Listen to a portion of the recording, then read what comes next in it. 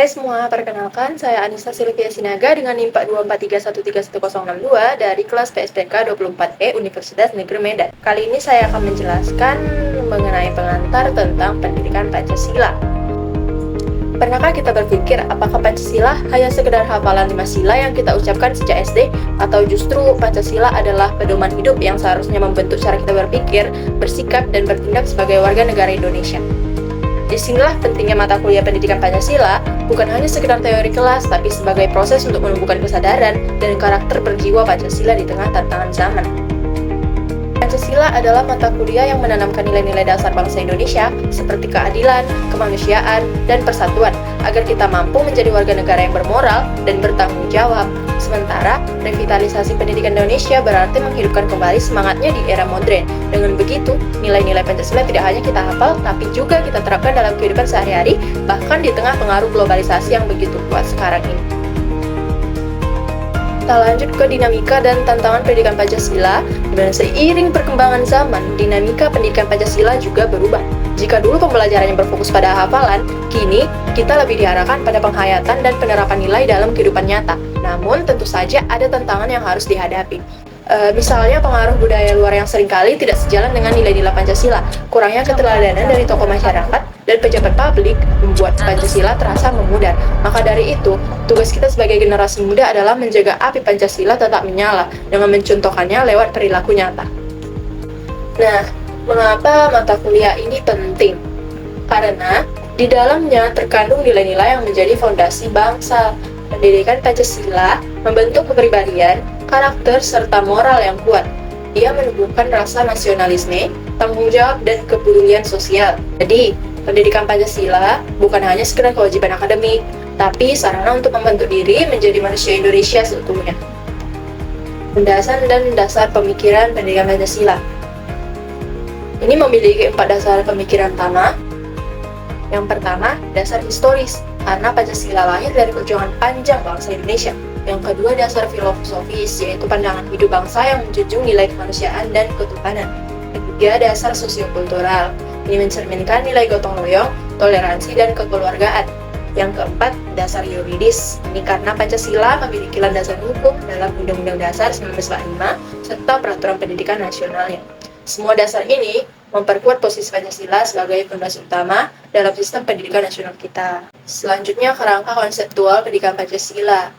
Pendidikan Pancasila dibangun atas 3 pilar utama. Yang pertama, memberikan pengetahuan tentang nilai-nilai Pancasila. Yang kedua, menumbuhkan sikap dan karakter yang sesuai dengan Pancasila. Dan ketiga, mengarahkan kita agar mampu bertindak sesuai nilai-nilai tersebut dalam kehidupan nyata.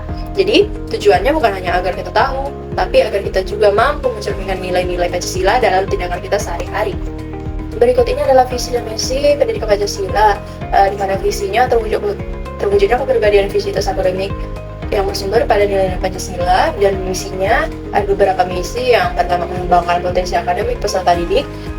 Yang kedua, menyiapkan peserta didik untuk hidup dan berkehidupan dalam bermasyarakat bangsa dan negara.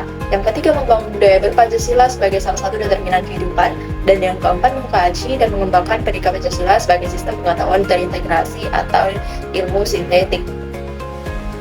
Tujuan utama dari pembelajaran pendidikan Pancasila adalah membentuk mahasiswa yang memiliki karakter berlandaskan nilai-nilai Pancasila.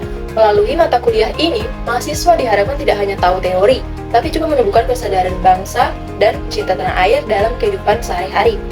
Pendidikan Pancasila juga mendorong kita untuk berpikir kritis terhadap berbagai persoalan bangsa agar mampu menilai mana yang sesuai dan mana yang bertentangan dengan nilai-nilai dasar negara.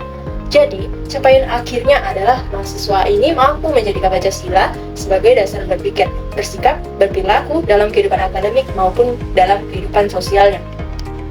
Kemudian, nilai-nilai Pancasila yang kita pelajari itu sebenarnya bukan sesuatu yang datang tiba-tiba.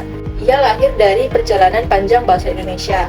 Secara historis, Pancasila muncul dari semangat perjuangan dan pengalaman bangsa sejak masa sebelum kemerdekaan.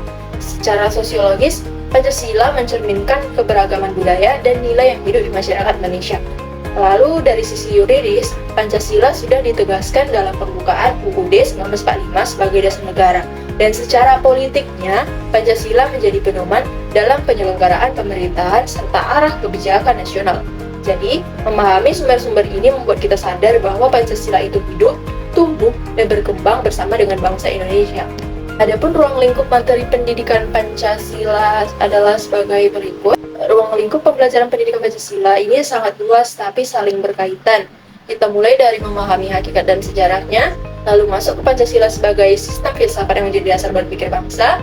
Selanjutnya kita bahas Pancasila sebagai ideologi negara dan dasar hukum, yang berarti seluruh kebijakan dan peraturan harus berlandaskan nilai-nilainya. Tak kalah penting, kita juga belajar bagaimana mengaktualisasikan nilai-nilai Pancasila di dalam kehidupan sehari-hari, terutama di tengah-tengah tantangan globalisasi yang seringkali membawa pengaruh luar terhadap budaya dan moral bangsa kita. Adapun kesimpulan akhir dari penjelasan ini yaitu pendidikan Pancasila merupakan landasan penting dalam membentuk karakter dan jati diri bangsa Indonesia. Dengan melalui mata kuliah ini, mahasiswa diajak untuk memahami, menghayati, dan menerapkan nilai-nilai Pancasila dalam kehidupan sehari-harinya. Pancasila ini bukan hanya soal teori atau hafalan, tapi juga sebagai pedoman hidup yang menuntut kita untuk berpikir, bersikap, dan bertindak secara beretika, adil, dan beradab. Oleh karena itu, revitalisasi pendidikan Pancasila menjadi sangat penting agar nilai-nilainya tetap hidup dan relevan di tengah tantangan zaman. Sekian dari saya, terima kasih.